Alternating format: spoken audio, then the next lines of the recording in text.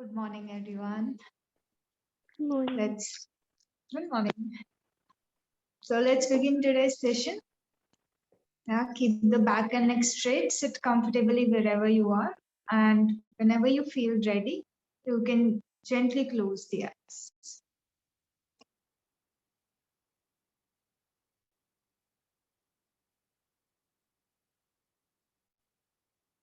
Bring your mind to the breathing.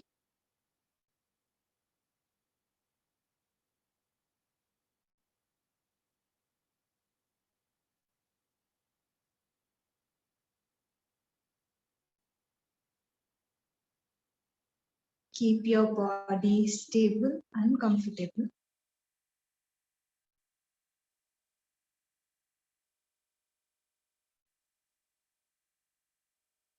And make sure that your body is correctly aligned.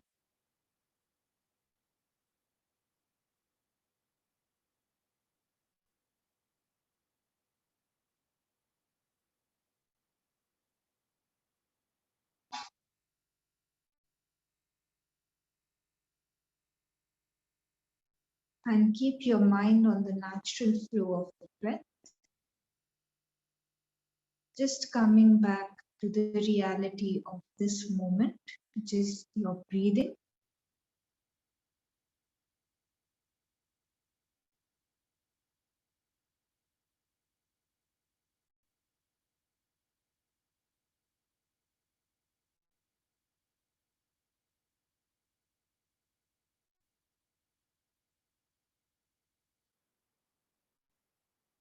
And now slowly begin to deepen the breathing. Slow, long, and deep inhalations. Slow, long, and deep exhalations.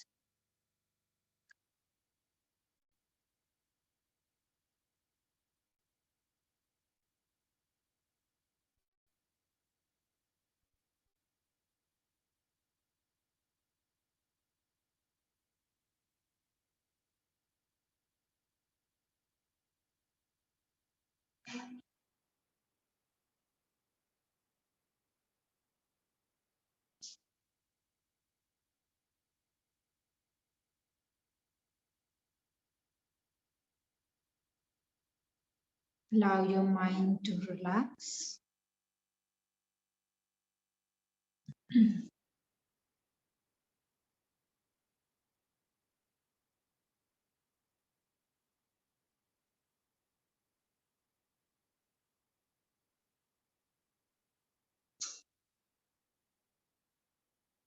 We'll chant Om 3 times, followed by 3 Shantis.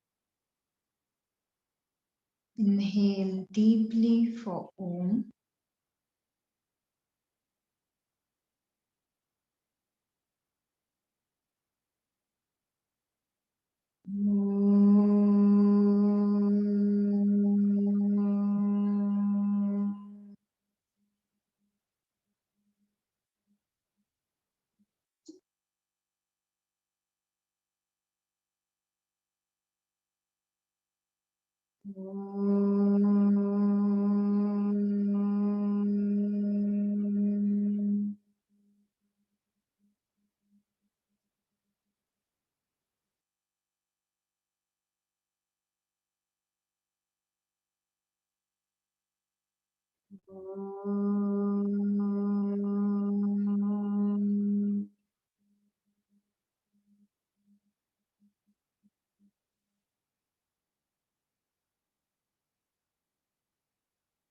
Shanti,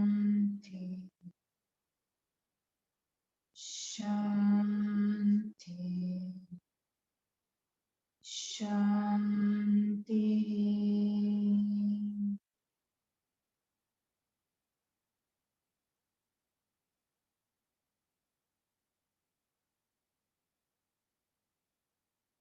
Just feel the vibrations.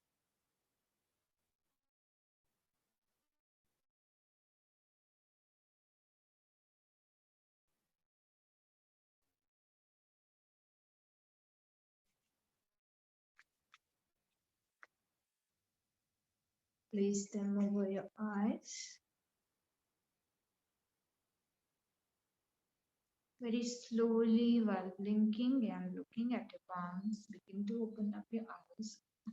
Start coming back to the smile. And namaste to everyone. Let us begin today's session. So yesterday we talked about perfect action, right? So we can already begin work on that part, right? And we started with the origin of yoga. So let's continue on that topic. Like I told you yesterday, first thing is that we want to enhance the happiness and decrease our sorrows, right? So one thing is that. And the second thing, which comes under psychological reason, curiosity. And when I started the philosophy classes only, and I gave you, why philosophy came into existence when we discussed this thing, I already mentioned, human beings, we are very curious, right? We are placed in a new situation and we want to make sense out of it, right? And this you will experience not in your day-to-day things. If you go ahead and do something different, you will see how curious you are, right? If you go and learn a new language, you will see how curious you are. You are coming over here in your yoga classes, so all of the classes you will see your curiosity increases, right? With each class passing by, you just say, okay, let's get to know more about this, right? Okay, now we are doing asana, so let us get to know a little bit more about asana. Okay, just a second.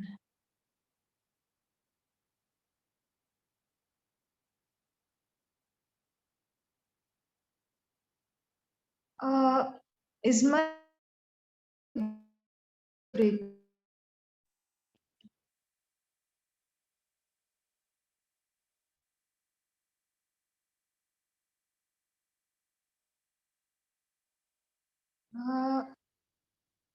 My audio video is clear?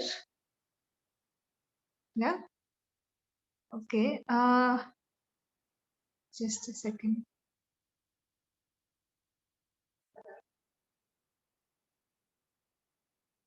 Okay. So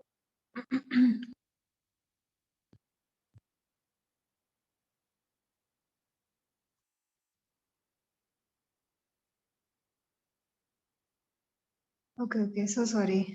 Bonnie, can you unmute yourself and let me know what your doubt is?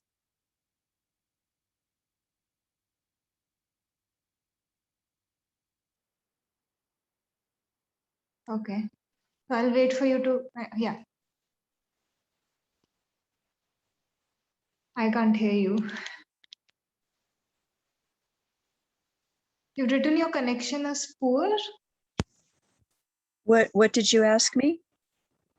You've written something in the chat box, right? I'm just trying to understand that. What are you trying to? I This can hear last. you. I can hear and see you fine. This is the third class. Yes, I think this is our. No, this is our fourth class actually. Fourth class, I think. Okay. Okay. Yeah. So I'll look for number 3. Thank you. Yeah. Awesome. Okay, great. So yesterday we talked a little bit about the origin of yoga, why yoga came into existence. And today we are just continuing on that topic only. So yesterday we talked about the first reason, which was we want to enhance the happiness and we want to decrease our sufferings, right? So that is one reason why yoga came up. So you can find that in the previous class. And today we are discussing the second reason, which is curiosity, right? So we are very curious beings. We want to know everything. We want to make sense out of everything that is happening around us. And it is just not our general curiosity, which led to the origin of yoga, right? If we are generally curious, we will just try to make sense of whatever is in front of us, right? If as human beings, you see your natural curiosity, it is generally coming towards things that you can observe, right? You're trying to understand everything that you can observe, right? But when you, like I told you in philosophy introduction also, when you fulfill your basic needs, which is the case these days, and for a very long period of time this has been the case, Earlier, we used to go hunt for food, right? We did not know when we'll get food. We used to look for shelter, right? But now we have all of these things, right? Food, shelter, water, everything you have, right? Basic necessities, everything is being fulfilled. These days, the fight is for luxury, right? How much luxury can you have, right? So when you fulfill the basic needs, it is then that you begin to question yourself more deeply, right? That is when you begin to ask questions like, why are you existing? When your basic needs are fulfilled and you look at your day-to-day activities, you start questioning them. Why am I doing this, right? And it is when you begin to when this questioning, this curiosity comes in, it is only then that you will begin to find an answer to that, right? So this kind of questioning, your purpose, right? A lot of people, they have amazing jobs, right? Amazing people around them, and they end up leaving their jobs, right? So why are they doing this? Sometimes you say they have gone crazy, right? They had the ideal job, the ideal people around them, but there was something within them that they couldn't answer through whatever they had, right? That sense of void, or that thing which doesn't allow them to make sense of something, because in their physical reality everything is in place, right? They have the ideal things, but still they end up leaving those behind, right? Because they're trying to find a deeper answer, right? Their curiosity has been ignited on another level. They want to find what they are supposed to do, rather than just doing something which they are trained to do, right? Our parents, they give us training, right? Study properly, then you'll become this, then this is going to be your next phase. And it's not their fault, they have also grown up like that only. But sometimes, what happens, children start questioning a lot, right? And they start leaving behind things that they have been taught. So in philosophy classes, most probably you're going to unlearn everything you have learned till now, right? Because you will see that whatever you thought was correct is actually, if you come to yoga philosophy, it's kind of not correct, right? So you start changing the way in which you live. You start questioning the way in which you have been trained. So this is also going to happen. So this happens, just journal it down. Right? Don't get overwhelmed by it. Okay. Just question why you are doing certain things in life, right? Because if they are making your life better, they are worth doing, right? But if they are not making your life better, it is good to just leave those patterns behind. It is only going to help you, right? So this curiosity, why am I here? I am here, but you realize that you have greater potential. When your mind is able to tap this greater ability, this higher perception of the mind is triggered. That curiosity led to the origination of yoga, not the curiosity of the lower level of the mind that is mostly connected with your day-to-day survival, right? It is a higher level of mind which, when it becomes active, you become more curious. That's why most people, they enter spirituality when they get old, right? Because till then, gone through all the stages of their life, so they have lived everything as they were supposed to, right? And then after that, they begin to question things, and then they go into that. Or people have life crisis, right? When you cross your 30s, right, that is when most people, they think, what have I been doing, right? They have midlife crisis, they leave everything behind, right? But something gives them to it, and that where your suffering becomes very relevant, right? Suffering is the thing which will make you, you should be happy. Something happened in your life that you question things, right? Because it's only suffering that will help you to tap higher ability of the mind, right? It is not anything else, right? Whenever your needs are being fulfilled, you will never question, right? Everything is being given to you, you will never question. It's when you are not given something, that is when you start looking for it, right? That is when the fun begins. Yeah. So it is good. Whatever brought you over here, it is good, right? Start seeing it as an opportunity. And this curiosity will lead you to greater satisfaction, right? Wherever you are, you must be satisfied. I'm not saying. but you can have greater satisfaction. You can perfection in action, right?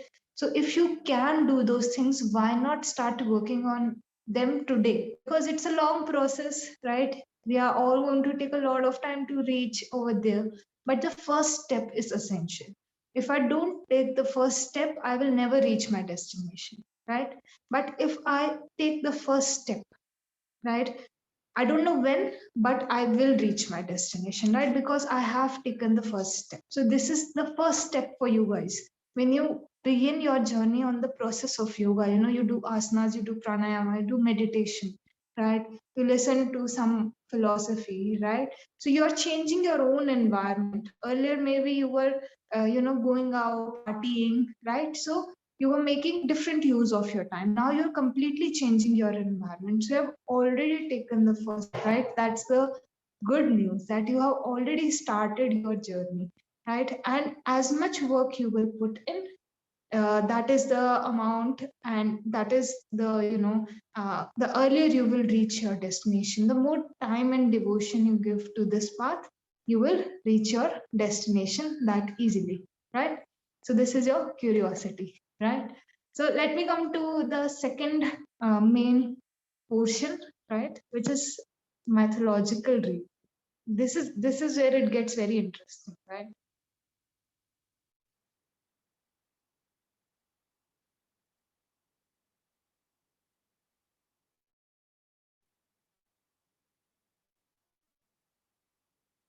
Now, we all love stories, don't we? And mythology is all about stories, right? So from mythological point of view, it is Lord Shiva. You will hear his name sometimes in the class, right?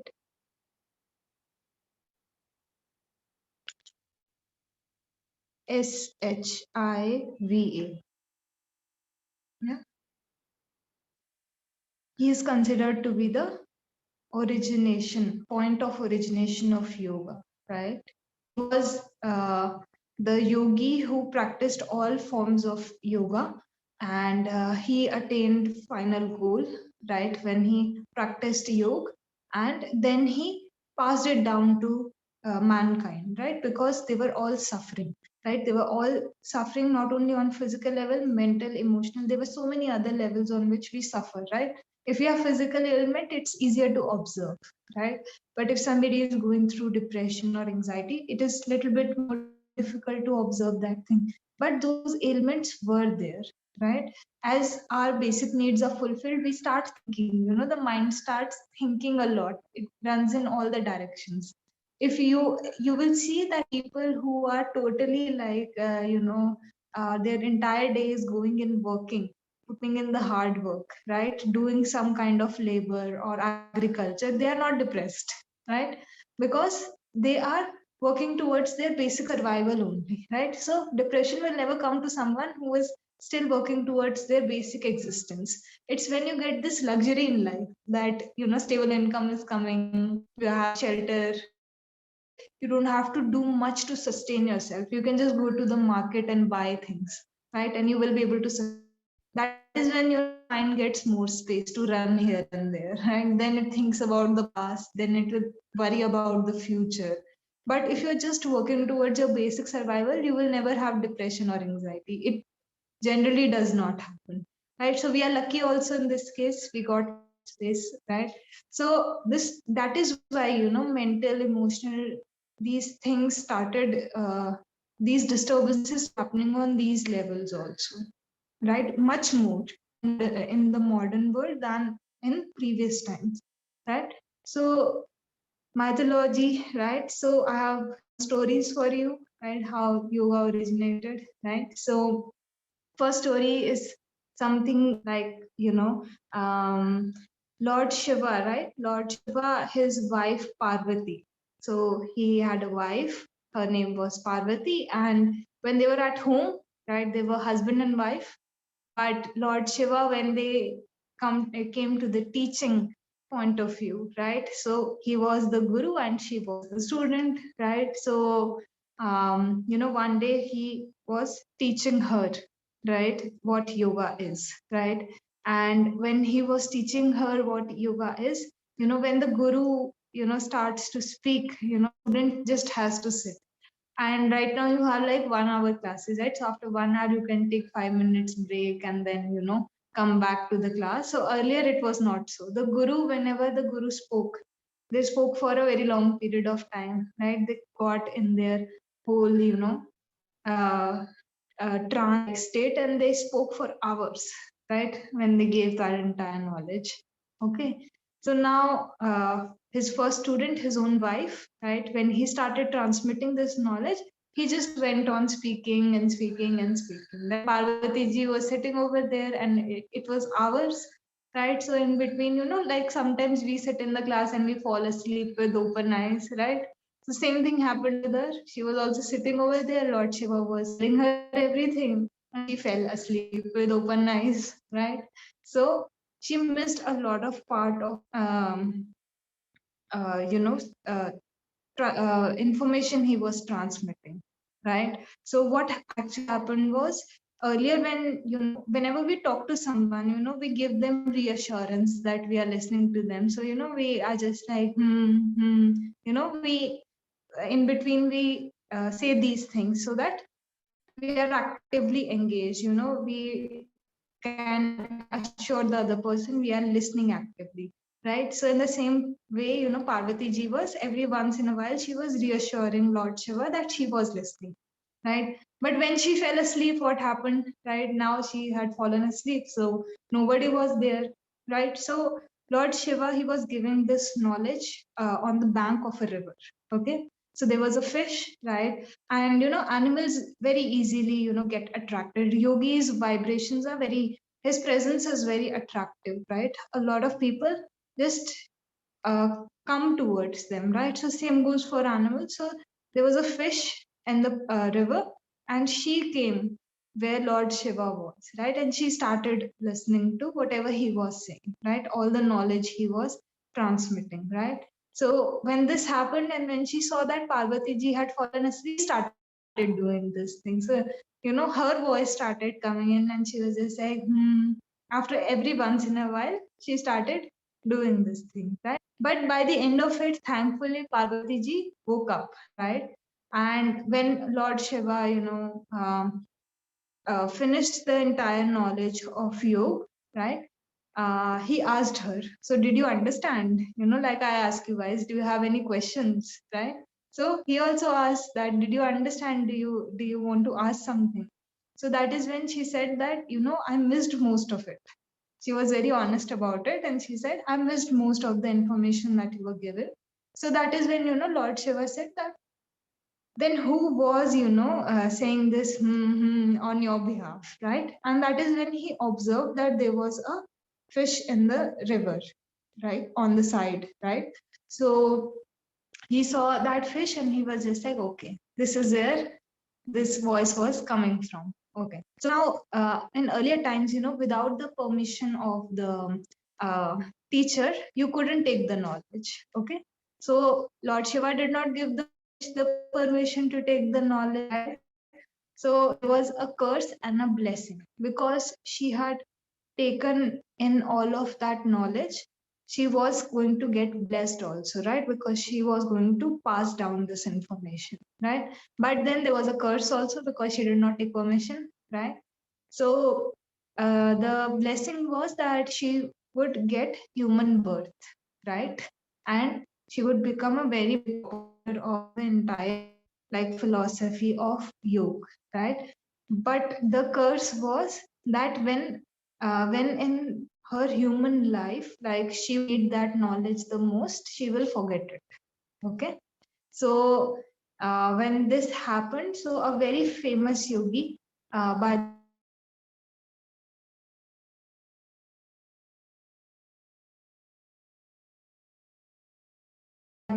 yogi, he was Matsyendranath, right? And he became a big propagator of yoga, right? When he came into existence, you will find his name in a lot of Hatha texts also, right? He propagated yoga like anything during his time, right?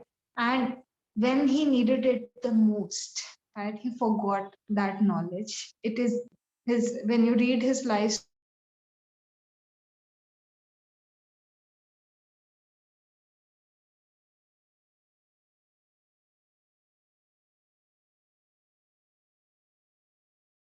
age, right? When he needed it the most. So he was lucky that way, but it all came true when he needed that knowledge the most. It was forgotten by him, right? There are other stories also, right? So a lot of rishis, they went to Lord Vishnu at one point of time, right? These are all gods. We have a lot of gods. Okay, whenever I will tell you a story, there will be a lot of gods, right? So Lord Vishnu. So some rishis, they went to Lord Vishnu. Why? Because humankind was suffering through so many ailments. Ayurveda was already there, but humankind was suffering, right, through so many ailments. So they went to Lord Vishnu and they said that we need solution for these problems, right? So give us some knowledge, right? And that is when Lord Vishnu, when I will tell you about Patanjali also. So Lord Vishnu rests on a serpent which has 1,000 faces, right? If you Google Lord Vishnu also, you will see him sitting on a serpent, right? And the serpent has 1,000 faces. So that is when Lord Vishnu, Vishnu's like seat, basically the serpent, he took birth over here as Patanjali, and he propagated the entire information of yoga to the humankind as a solution for all the other sufferings that we were going through, right? So main origination point is Lord Shiva only. He is considered to be the person who practiced all forms of yoga, right? So there are so many forms of yoga, right? Hatha yoga, Raj yoga, Bhakti yoga, Karma yoga, so many. We will also cover the main schools of yoga. So he practiced all of them, right? And then he passed that down so that we could benefit from that. And this is all the things you are studying in philosophy class, nothing is new. All of it is old information only, right? So many years back, they gave this information, and till date, it is relevant for us, right? If you don't go to the origination of you just go to Lord Buddha's time. He gave his technique 2,500 years ago, but today also it is practiced, and those who practice it, they gain the benefit, right? So that's the whole point, right? It is never restricted to a particular people, right? All the practices that are given, all of you guys can practice them, right? All of you have breathing when you are alive, so all of you can do pranayam. All of you, you can move your body, right? So you can do asana, right? So all of these practices are never restricted to a particular sect of people, right? If you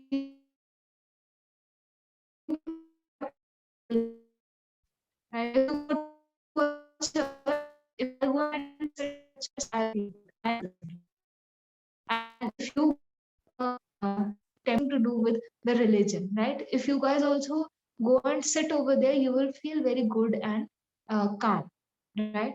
And that's the whole point of this thing, right? Nothing is ever restricted to a particular sect of people. If you believe in it and if you practice it, give it time, you will start seeing the results of any practice. I'm not saying just talking about yoga, right? Any practice, if you just give it some time, you will start seeing that something was said for a particular reason, right? You just have to experiment with it, right? So any doubt so far till now, the origin of yoga and Could you just repeat that last bit because you kept breaking up? Which one? The like which from which portion? Just before you said that if you keep practicing stuff, then you'll get further in your journey. Just before that, I can't remember what you were saying. So I was so both the stories you covered, right? Both the stories were clear, right? Okay. So I was just saying that whatever is like, yoga is not restricted to a particular sector of people. A lot of people don't come here out of fear, right? Like at a particular point of time, a lot of conversion and everything was taking place. So people get fearful that they are betraying their own religion. But I'm saying if you actually see the practice, right? And if you start practicing certain things, you will see that they make sense, and you will also begin to see they are universal practices, right? All most of the places, prayer is done, right, in one form or another. Breathing is given a lot of relevance, right? Keeping your health right, like in asana, you are keeping the physical body right.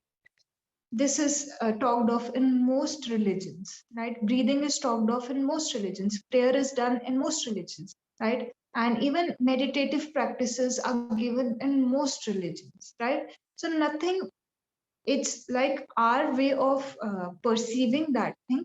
But if you actually go and try out different religions, just try their practices, you will see that you are, one thing, you are kind of reaching the same point, right? And second thing, they're not that different altogether, right? So if you go and sit in a particular place, you will feel good because the environment is created such. No matter what prayer they do, right, they are going to feel good. If I go and sit in a church, I know I will feel good because I have gone to a church and I did sit over there for a long time, and I felt very, very good.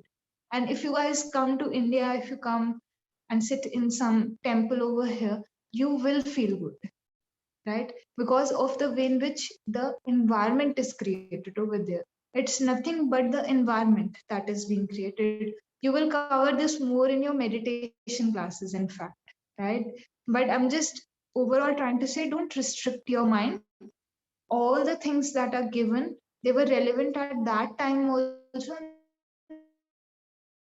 and they're relevant today also. Thousands of years later, they are relevant. Science have changed so much. But it's still relevant. So there is something, and it is the solution they give. It's not about the practice you do. You are looking to become free from your suffering. Your goal is that. Whatever, just stick to one practice for a long period of time, you will see results. That is what I was saying. Long time of practice will show you results, right? Like you do a particular stretching in asana, right? So if you give it long period of time, you'll see that your flexibility has improved, right? So in asana, you can see it, right? But in some practices, you won't be able to see that, but you will improve with time. Yeah. And your practice is never going to be linear.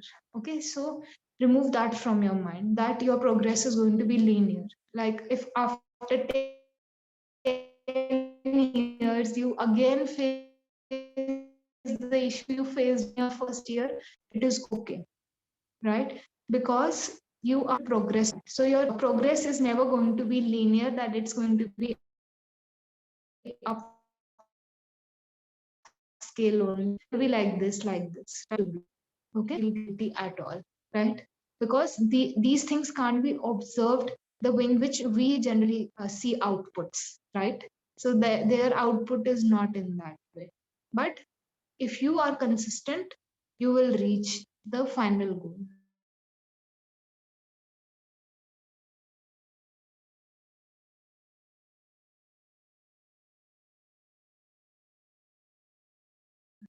So and out related to that we have discussed so far, nothing, no doubts. Awesome. Okay, so your three types of sufferings, like next activity. Okay, because after development a little bit, because that is also very relevant for us.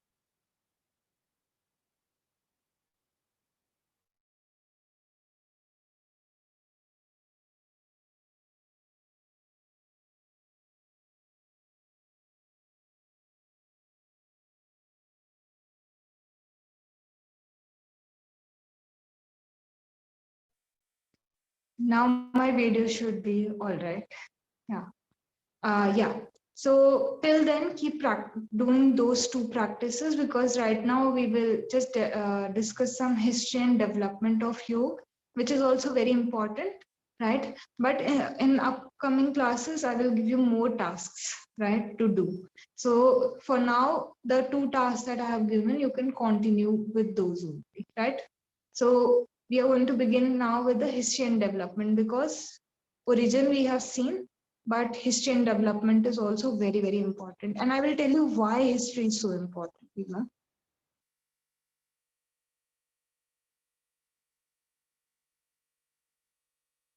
History and development of you. You know, whenever, when we are born, you know, we like knowing about, you know, our background, where you are coming from. You love to know about your grandparents, or, you know, you love to know where you come from, right? So in that same way, it's so important to know where whatever you are going to now practice, where it is coming from, right? So origination, you know, but history and development will help you to put this practice more relevantly in today's world, right? Because you know, right now, like I said, you know, in the beginning of the classes, yoga is seen as asana and pranayama, right? But why is it seen this way? You know, this question is answered through the history and development, right? And it is always good to know your roots. Like, you know, when you go back to your grandparents' house, you feel really good, because, you know, they are your roots, right? It's their kids who became your parents, right? So it's something like that in yoga also. You know, it's like you are getting to know more about your grandparents and their life, right? Because now you're going to practice this thing, right? So you know, I told you oldest source is the Vedas, right? When it comes to the knowledge of yoga, oldest source is the Vedas. So we are going to, like, when we discuss this, we are going to divide the entire history and development in 3 major phases. Okay. So one is pre-classical.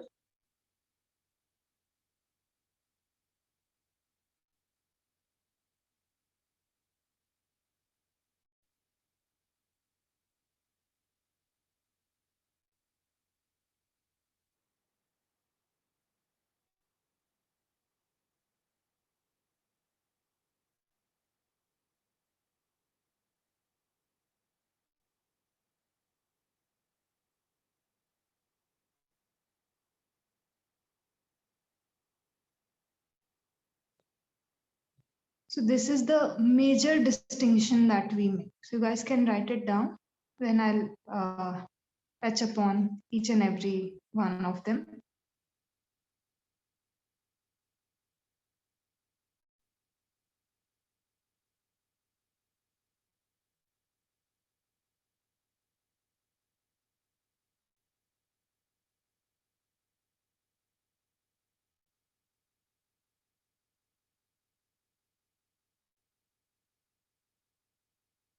Right. So main thing for us is the classical period, actually. Right. So the middle one that I have written, classical period, is the main one.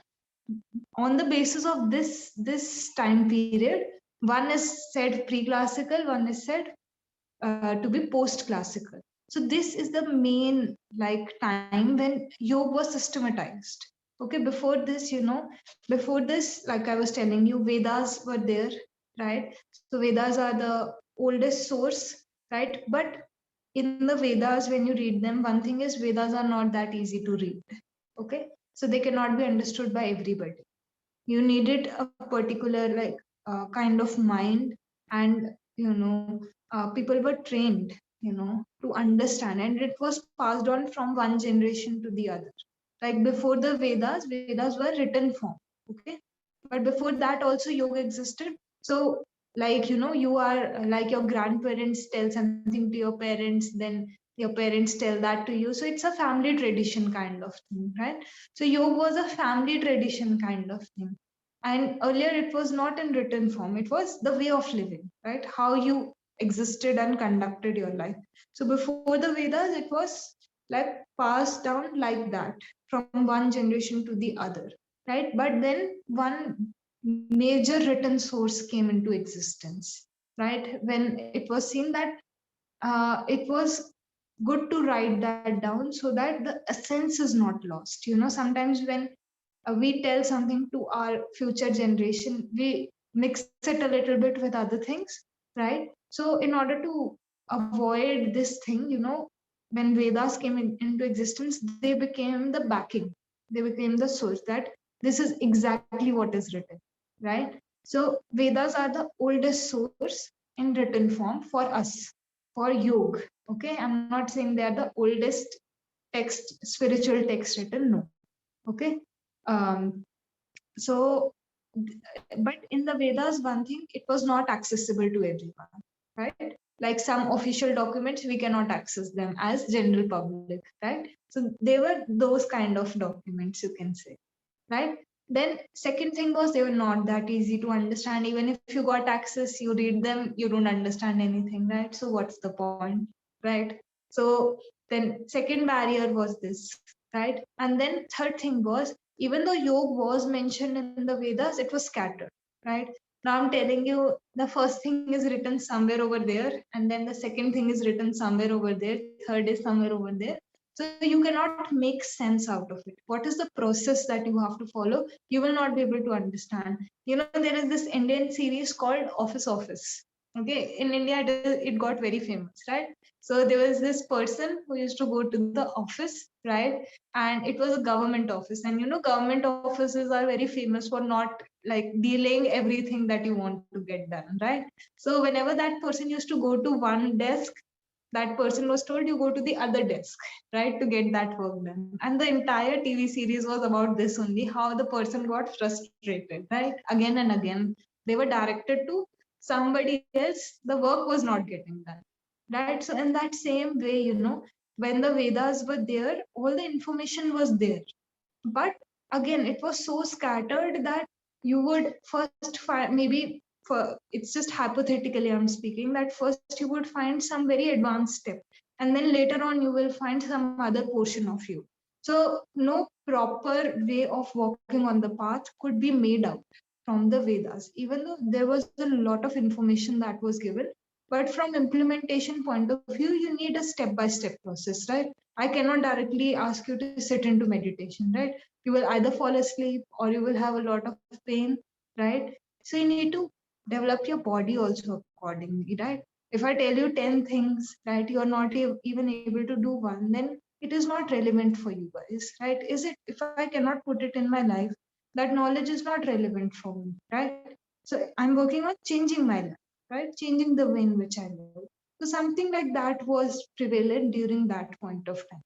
That information was there, but the systematization was not there, right? So the Vedas existed, there were Upanishads were like the, essence of the Vedas was mentioned in the Upanishads. You don't need to know these terms. I'm just telling you, you don't need to write this down, right? And they were also so many in number, 108 Upanishads were there.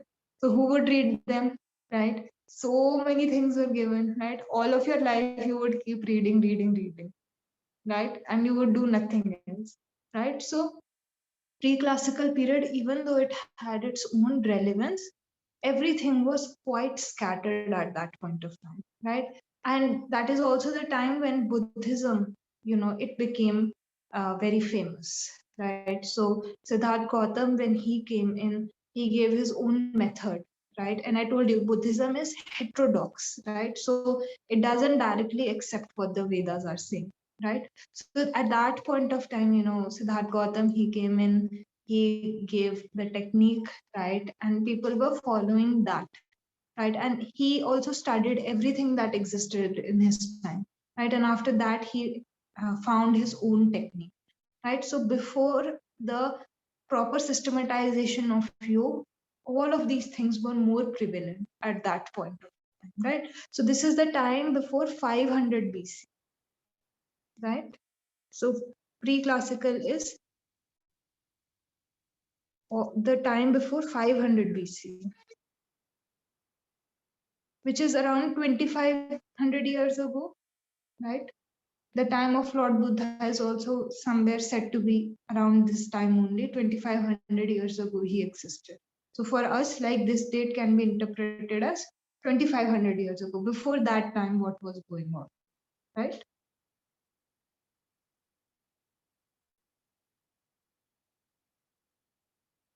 Then your classical period, generally accepted time by historians, is 500 BC to 800 AD.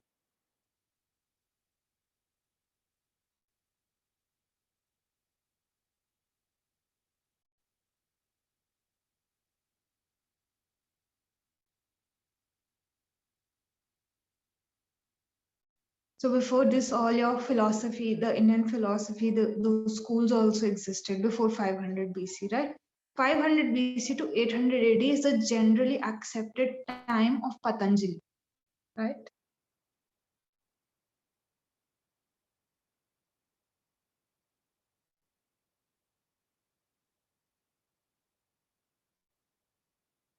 Maharishi, Maharishi, and then Patanjali, Patanjali. This is going to be very relevant for you in the future classes also, right? He gave the 8 limbs of yoga, right? Ashtanga yoga, that is the main thing we will study in the classes. A lot of things that we will study, they are mentioned in his text only. So this is the most relevant part, right? So before that, it was passed down from generation to generation, not systematized.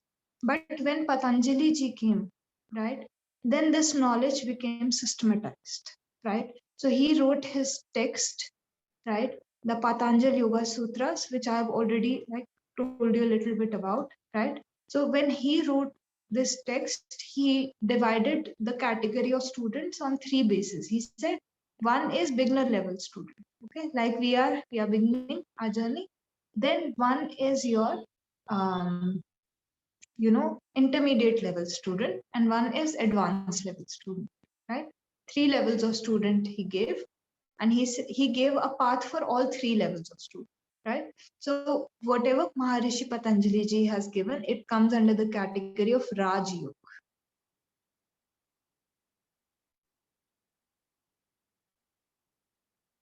Rajayogha.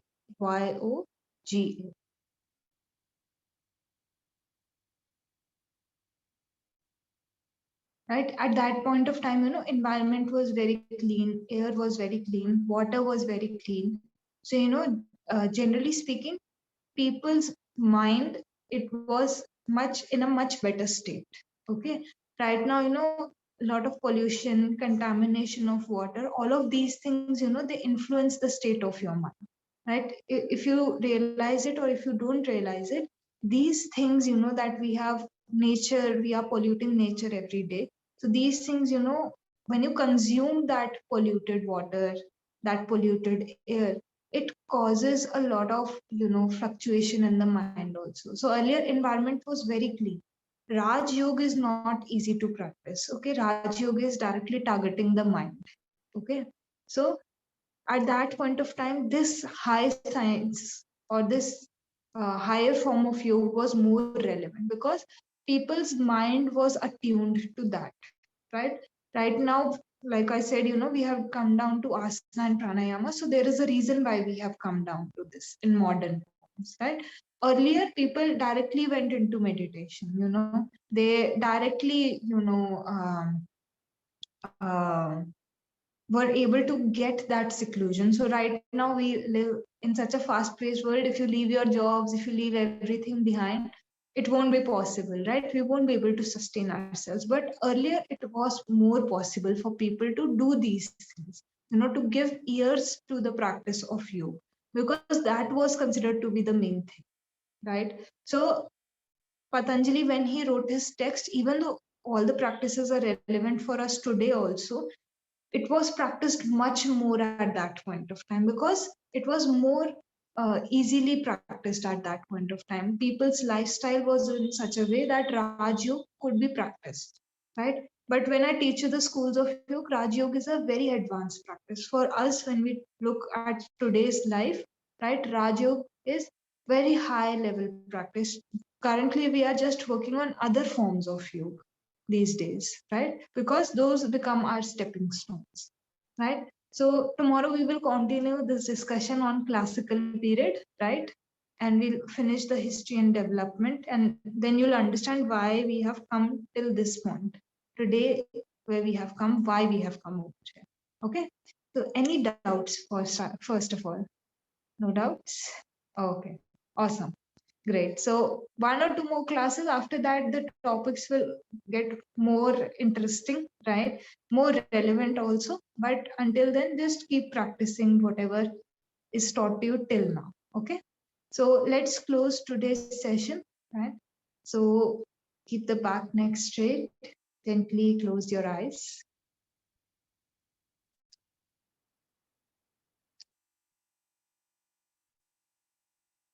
Just watch the breathing. Allow everything to seep in.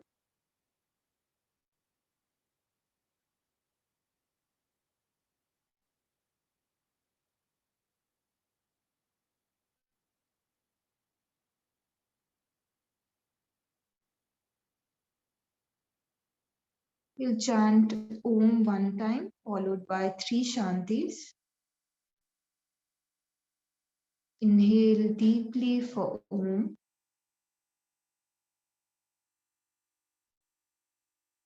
Om.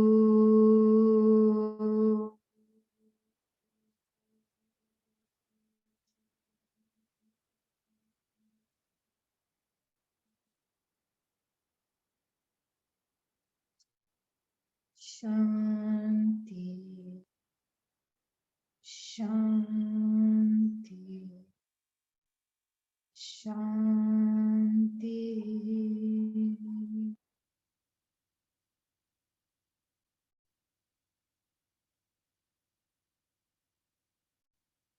Just join the palms together in front of the chest. Let's just bow down and begin our day with a sense of gratitude.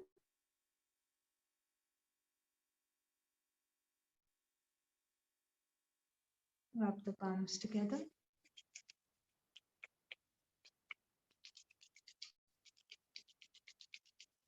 Place them on your eyes.